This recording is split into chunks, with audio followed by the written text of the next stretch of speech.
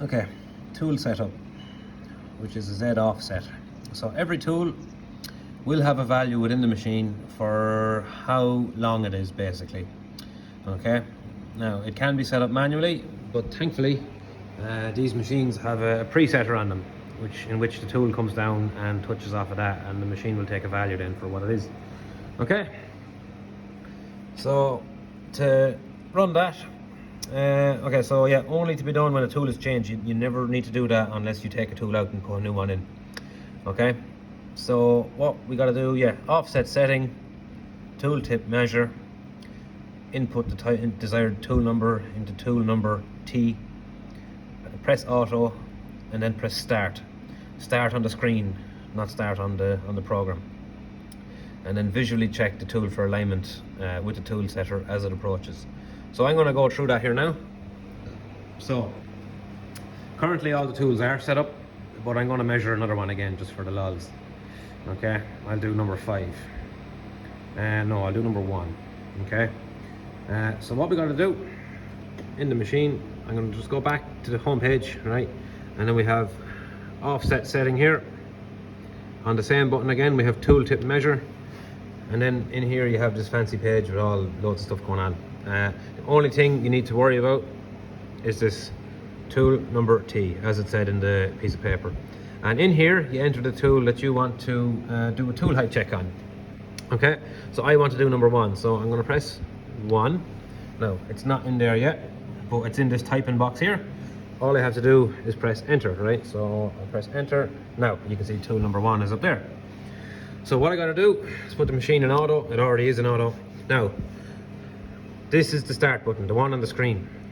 I don't press this one, I don't press this one. These are the same. What these will do is that will actually run the program I just loaded a couple of moments ago. Don't want that. So I need to just press start. So start. So you see it's going to change the tool. It's going to come over to the setter.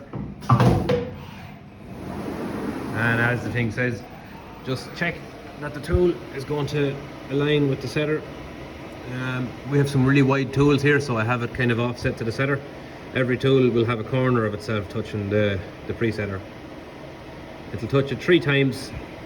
It'll take an average of the 3 values that it gets from each touch, and it'll upload it into the system. Now, and that's that. That's that done. Okay, and that new value is in there.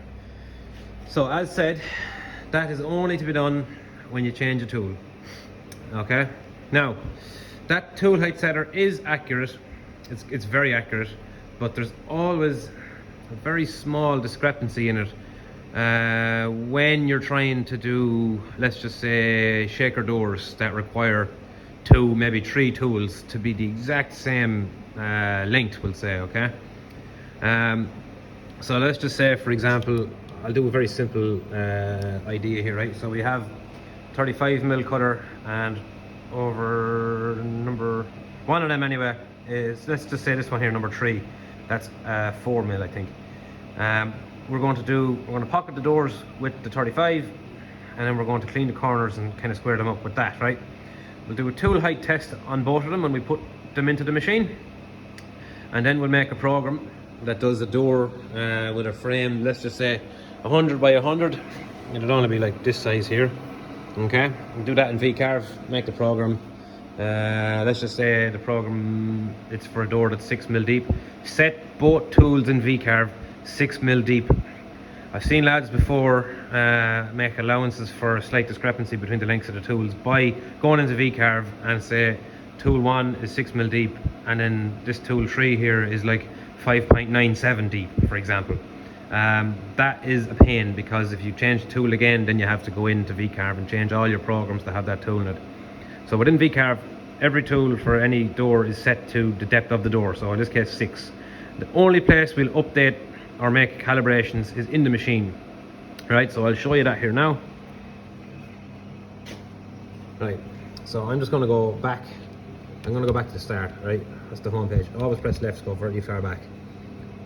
Offset setting. Now, we were in tool tip measure, but in this case, if I want to update the height of one tool manually, I'll go into tool set.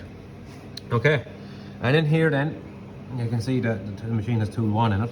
But then it has 1, 2, 3, 4, 5, 6, 7, 8. If I press page down, it'll show me the next ones. It goes up to 12 on this machine. The other ones are just empty because we don't have tools in there. Right, so let's say, hypothetically speaking, I do a tool height test on number 1 and number 3, and that's the values. That's the values that this tool height setter will input into here. Okay. Now, when I do my little door program, I then notice that my tool number 3 needs to go down ever so slightly. Now I can use vernier calipers to get an exact measurement, or I can kind of eyeball it and just rerun the program a few times.